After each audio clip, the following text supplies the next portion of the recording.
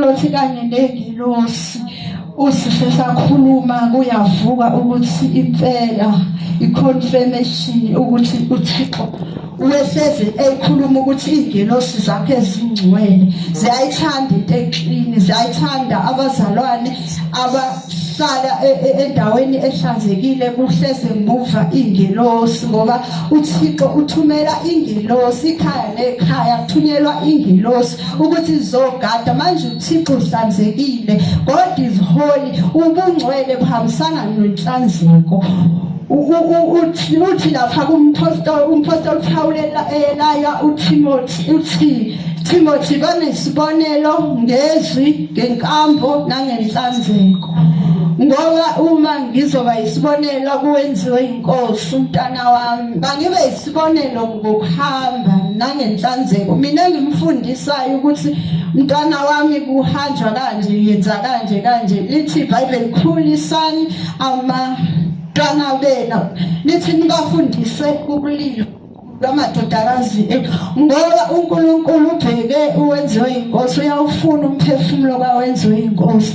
Njengoba nginike uwenziwe inkosi nje umnikele ukuthi mina ngamkhulise ngendlela eza kuNkulunkulu, imfundise ukwesaba uThixo, ngimgqokise izingubo ezifanele ukuwushifa uThixo, ngingamdayisi wenziwe inkosi ngimsesaluni mina, kodwa ngiwe ngaye esaluni ngidayise ngomphefumulo wakhe, ngimfakele amacici ngimenzise yonke into ephambene noJehova, ngoba ngokwenze njalo ngidayisa ngomphefumulo womntanami. Mangifa ngizoma phambi kwesihlalo somkhosi uNkulunkulu angibuze ukuthi umntwana wakho uphi, umnikele emademonini. Ngawo manje bangifundise naye indodakazi yami, ngifundise ngokwesaba uNkulunkulu, ngimazise ukuthi ungubani uNkulunkulu kuqala, amazi amqondo ukuthi uNkulunkulu ungubani, ngimfundise nangenkambo, ngimfundise nangenhlanzeko kuze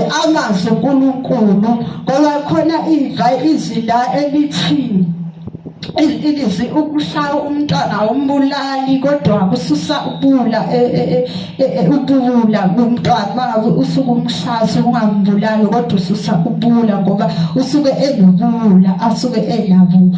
Ulisho njalo izwi lenkosi. Manje ngiyakhuleka ukuthi bangihambe ngomoya kaNkulunkulu, ngoba bonke abakaNkulunkulu banomoya kaNkulunkulu, baholwa umoya kaNkulunkulu, abahambi ngokwenyama.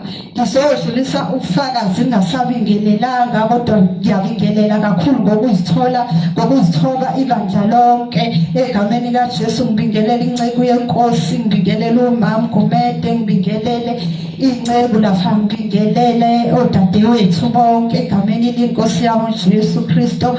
Ngingomncanyane kunani nonke, ngiyazithoba kakhulu kuNkulunkulu egameni likaJesu Kristo waseNazaretha.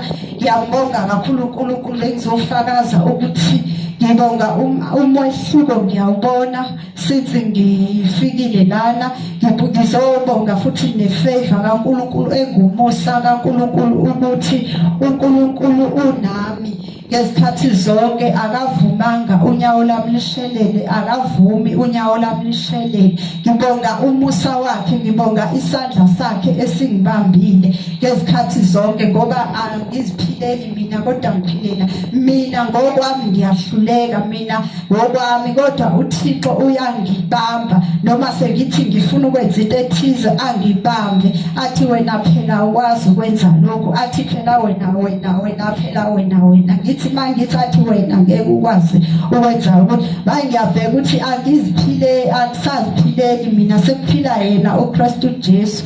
Ngibonga umusa wakhe, ngizobonga umusa ukuthi mina ngithakathaka ngokwami, kodwa yena uKristu Jesu ngomusa wakhe ubeloke engilandelele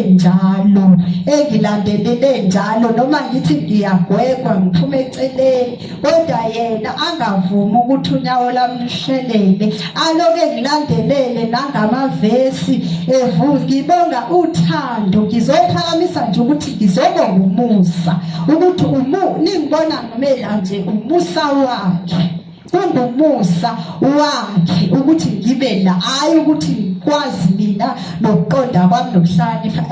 Cha, ngike phakamise ngomusa wakhe, kodwa umusa enguphiwe uKristu Jesu owokuthi mina engiphiwe umusa ngikhulekela abanye ukuze nabo bawuphiwe lo musa, ukuze nawo lambulwe leli vangeli lokhu uKristu Jesu akwembule kimi akwembule nakubo. Ngilandelwe lokho ukuzosebenza, ngisebenze hayi ngoba ngispecial, ngoba mhlawumbe ngingcono kunabanye laba abangenzelwanga umusa, ingoba mina uNkulunkulu ufuna ngizosebenza ukuthi kulandwe laba bantu ngami, ufuna umsebenzi ngami. Mina ngikho ngcono, just ngiyinto nje, just angazi ukuthi ngasifanisa ngani, kodwa uThixo yena ufuna ukusebenza ngami ukuze kulandwe laba bantu ababalulekile, mhlawumbe ibona laba bakezweni efanele ngibakhulekela ukuthi balithi la. Mina nje just nje angizazi ukuthi ngizothi mhlawumbe yini, kodwa uThixo yena ufune ukungisebenza. Manje ngiyenzela ukuthi ngingaze ngifike ukuziphakamisa lokuyikhukhumeza ngenxa yomusa. Athi uMpostoli Phawuli ngako ngahawukelwa, usho njalo uPostoli uthi nami ngangingelutho kodwa ngahawukelwa. So ukuthi uyayi-understand indaba ukuthi naye ubekade eyisolo kodwa umusa uhawukeliwe. Ngako mina engihawukeliwe mangidabukele abantu ababhubhayo, ngikhali inyembezi ngabantu abafayo nabantu ababhubhayo, ngithi njengalokhu uKristu Jesu ngihawukelile, nabo bonke benzela umusa, nawo bonke benzela bonke bahawukele na. Ngibalilele ngoba mina ngilungisisiwe, ngilungisela ukuthi ngibe isitsha saKristu esiklini ukuze uKristu Jesu ezwe inyembezi zabo.